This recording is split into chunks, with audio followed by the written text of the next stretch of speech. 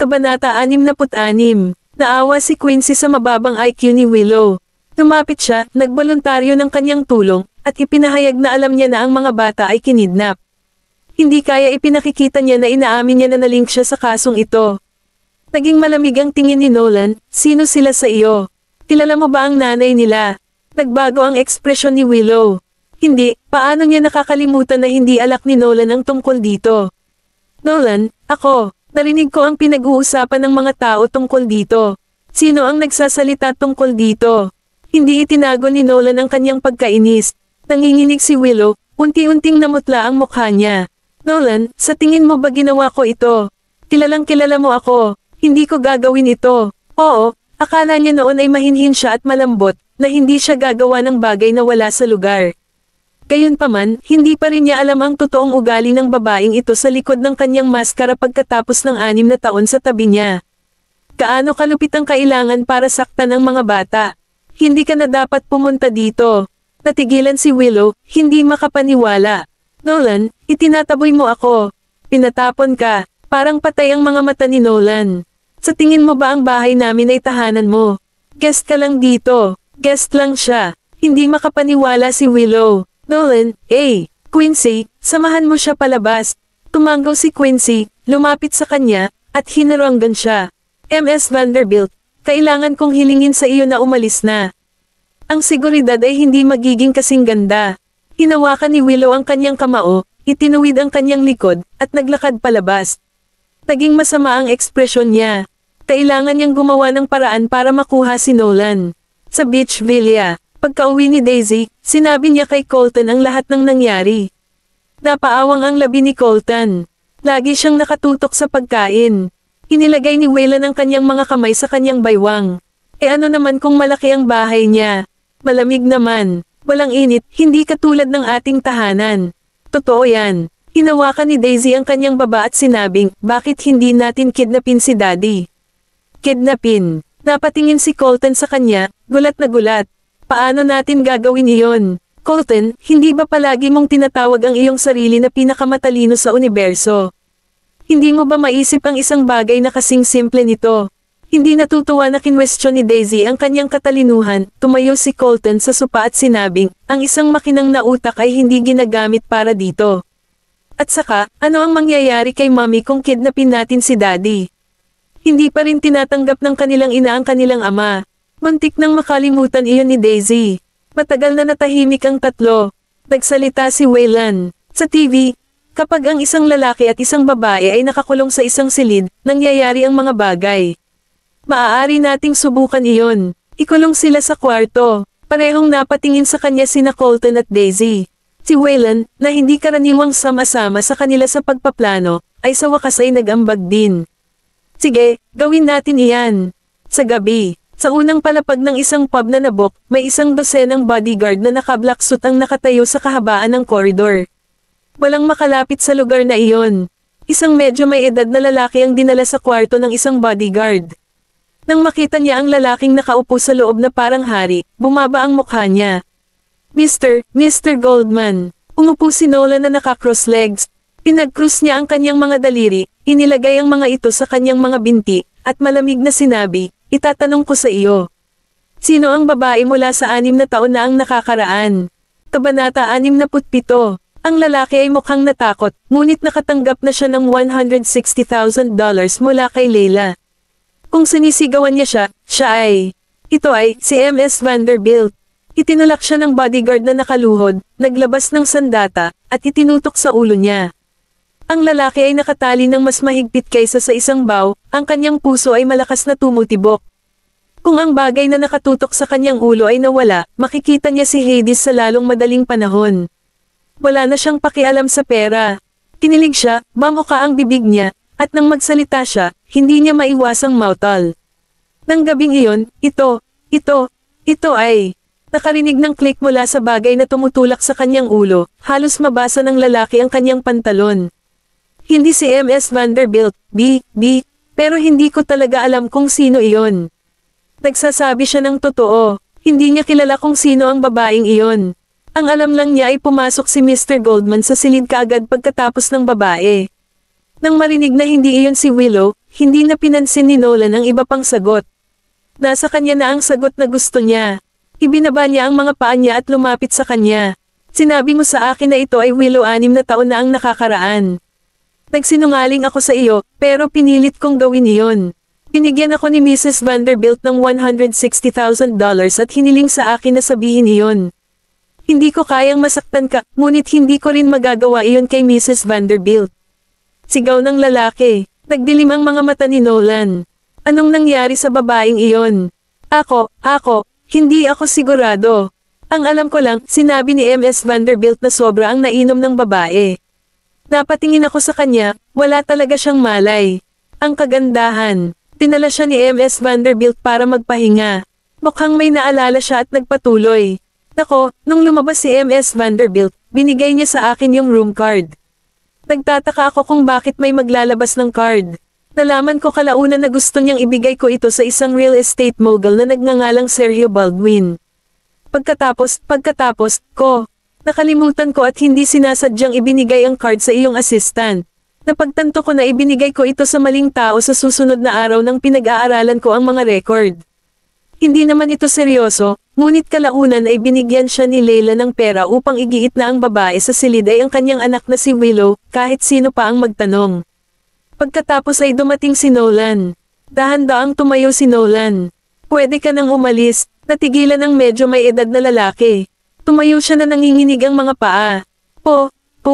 Pwede ba talaga ako umalis? Napatingin sa kanya si Nolan. Gusto mo bang manatili dito?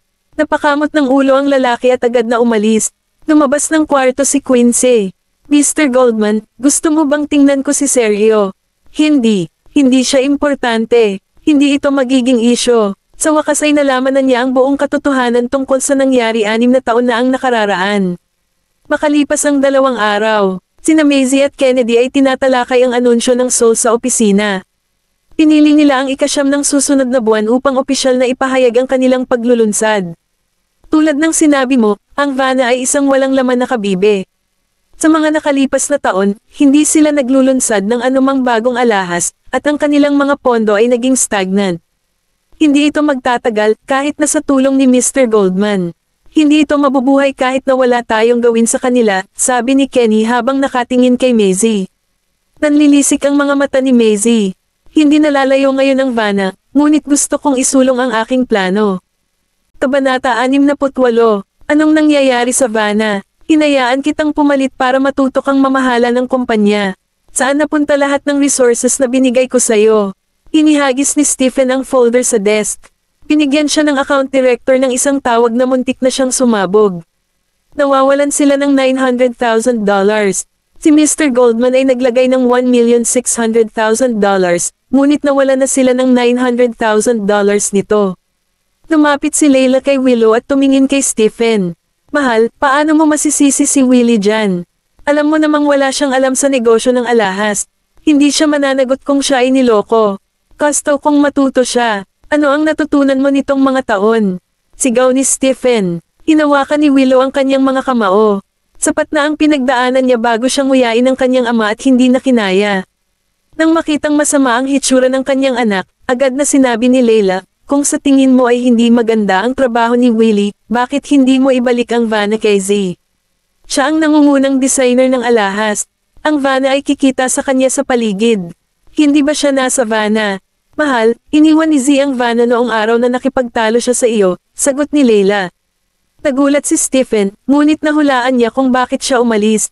Siguradong dahil sa shares. Nagtatrabaho si Z kay Mr. Goldman, na nagsimula ng isang bagong kumpanya ng alahas para sa kanya. Maging si Willie ay hindi nakatanggap ng ganoong pagpapahalaga. Bakit ang magiging mabuting bayaw sa kanyang hipag? Hindi palalampasan ni Leila ang pagkakataong ibalik si Maisie sa Vanna. Walang paraan na hahayaan niyang manatili siyang malapit kay Nolan. Bahagyang bumaba ang mukha ni Stephen. Kakausapin ko si Z. Natuwa naman si Leila sa sagot nito. Itatapon niya na sana siya at ang bastard niya nang bumalik siya. Pumasok si Kennedy pagkatapos tumawag sa labas. Nakipag-ugnayan na ako. Tutulungan niya tayo. Huwag kang mag-alala, magkaibigan tayong lahat.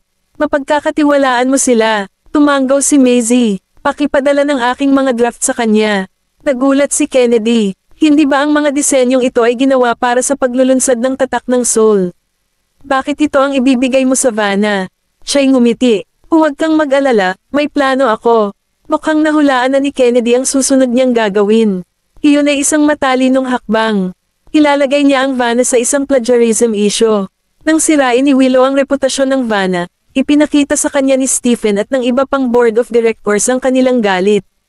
Pagkaalis ni Kennedy sa opisina, naghanda si Maisie ng ilang mga dokumento nang may bigla siyang naalala. 2 araw na ang nakalipas, kaya malamang na nakuha na ni Nolan ang mga resulta para sa DNA test. Pumunta siya sa sahig kung saan matatagpuan ang administration department at tumingin sa kanyang relo. Nagtanong siya tungkol sa schedule ni Nolan para sa araw. Hindi siya pupunta doon sa oras na iyon. Naglakad siya patungo sa opisina, kumatok sa pinto, at pumasok nang walang sumasagot. Wala na siyang makita sa napakalaking opisina. Naglakad si Maisie sa kanyang mesa, binaliktad ang ilang mga dokumento, at tumingin sa mga drawer. Nakakita siya ng isang nakabukas na sobre na may label na mga resulta ng DNA. Inilabas niya ang isa sa mga sheet ng papel. Ito ay blanko maliban sa isang linya ng mga salita sa ginto, may mga surveillance camera sa opisina. Kabanata 69. Dahan-daang damilat si Maisie at nakita niya ang camera na may pulang ilaw sa sulok. Pinaglaruan ba siya sa lahat ng panahon, o nahulog lang siya sa bitag na ito? Hinahanap mo ba ang mga resulta? Ang paglitaw ng isang shadow shot ay nagpalamig sa gulugad ni Maisie. Napatingin siya kay Nolan, na nakatayo sa labas ng pinto na may hawak na ibang sobre na may nakasulat sa buong mukha niya. Natanggap ni Nolan ang ulat mula sa Coralia kalahating oras na ang nakalipas at nakita niya ang mga resulta. Ang mga pulang salita ay nabaybay na day ay isang tugma. Nakumpirma na niya na sina Waylon at Daisy ang kanyang mga anak. 6 na taon na ang nakalipas. Hindi lang 2 ang anak niya, naging malapit din ang mga ito sa kanya. Kung hindi niya ito sinilip at natagpuan ang katotohanan, paano niya nalaman kung sino talaga ang babae? Ang talino mo talaga, ikaw ang nagpalit ng report, tama ba? Hindi ko alam ang ibig mong sabihin. Pilit na pinapakalma ni Maisie ang sarili. Hindi iyon ang oras para magpanik. Lumakad palapit sa kanya si Nolan at pumikit. Nagpapanggap ka pa rin. Mr. Goldman, bakit ko papalitan ang iyong mga resulta ng pagsubok? Wala kang pruweba na ginawa ko iyon.